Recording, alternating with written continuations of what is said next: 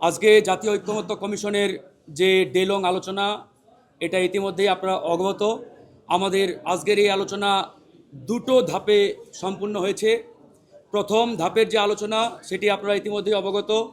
আমাদের যে চারটি সাংবিধানিক প্রতিষ্ঠান রয়েছে, দুদক, পাবলিক সার্ভিস কমিশন, মহা হিসাব নিরীক্ষক এবং নিয়ন্ত্রক ও ন্যায়পাল, এই চারটি সাংবিধানিক এবং সংবিধিবদ্ধ প্রতিষ্ঠানকে সংবিধানে অন্তর্ভুক্ত করা এবং না করা, এটি নিয়ে কিছুটা উত্তপ্ত আলোচনা আজকের জাতীয় ঐক্যমত্য কমিশনের বৈঠকে আলোচনা হয়েছিল।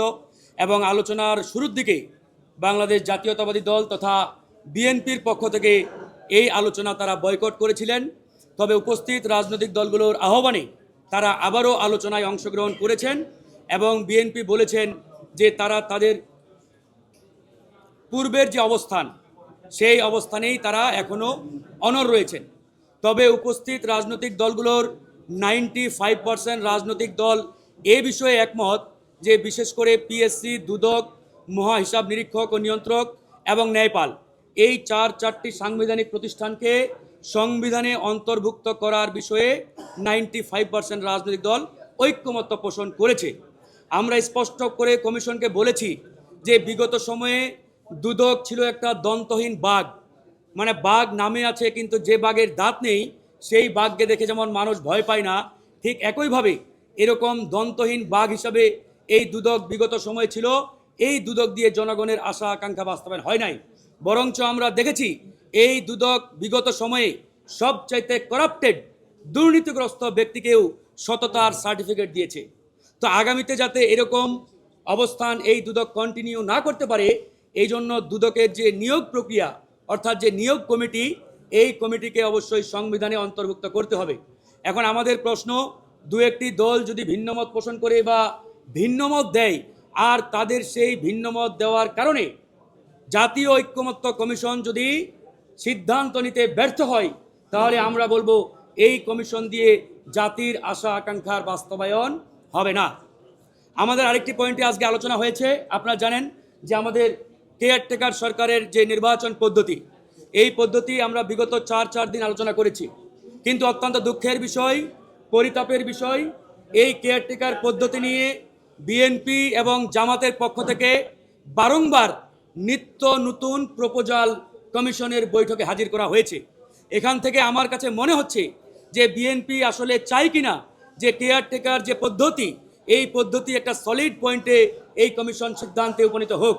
একই সাথে জামাত আজকে আবার একটি নতুন প্রপোজাল কমিশনে হাজির করেছে। এজন্য আমি জামাতকে একই প্রশ্ন করেছি যে জামাত ইসলাম কি আসলে জাতীয় সনদ অতি দ্রুত হোক এটা চায় কিনা।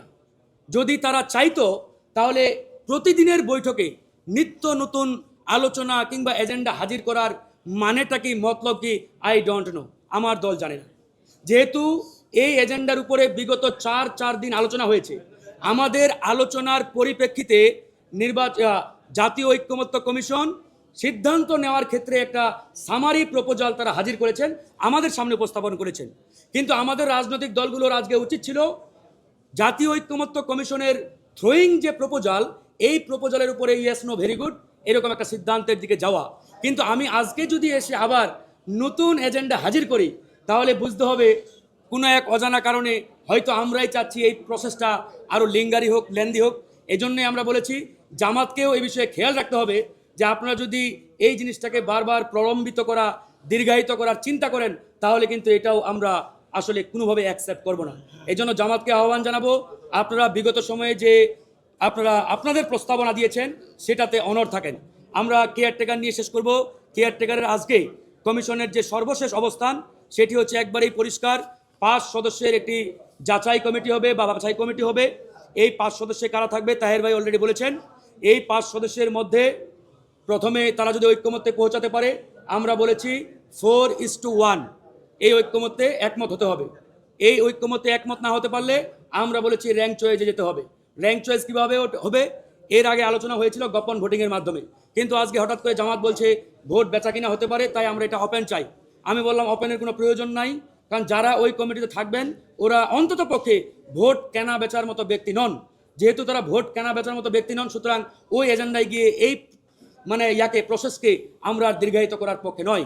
তো আমরা চাই 5 সদস্যের এই তত্ত্বাবধায়ক সরকার যাচাই কমিটি বা বাছাই কমিটি, এটা হয়তো আগামীকাল সকালের বৈঠকে আমরা একমত হতে পারবো। ইতিমধ্যে নির্বাচন কমিশন জুলাইয়ের যে খসড়া, জুলাই সনদের, এটি আমাদের হাতে তারা হ্যান্ডওভার করেছেন। আমরা মানে প্রাথমিক ওভারভিউয়ে যতটুকু পেয়েছি, এখানে বিস্তারিত তেমন কিছু নেই।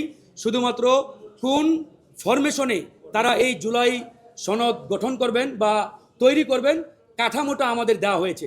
কাঠামোর ভিতরে তারা ব্ল্যাঙ্ক রেখেছে যে কোন কোন বিষয়ে একমত হয়েছি, দ্বিমত হয়েছি বা ভিন্নমত দিয়েছে, এগুলো তারা এখনও অ্যাড করে নেয়। তারা আজকে আমাদের বলেছেন এটা প্রাথমিকভাবে একটা কাঠামোগত প্রপোজাল বা খসড়া আপনাদের দিয়েছি, এটা সেকেন্ড ধাপ এবং চূড়ান্ত ধাপ, আরও 2টো পর্যায়ে আপনাদের হাতে এটা আমরা হ্যান্ড ওভার করবো। আজকে এই পর্যন্তই ছিল। আল্লাহ হাফেজ, আসসালামু আলাইকুম।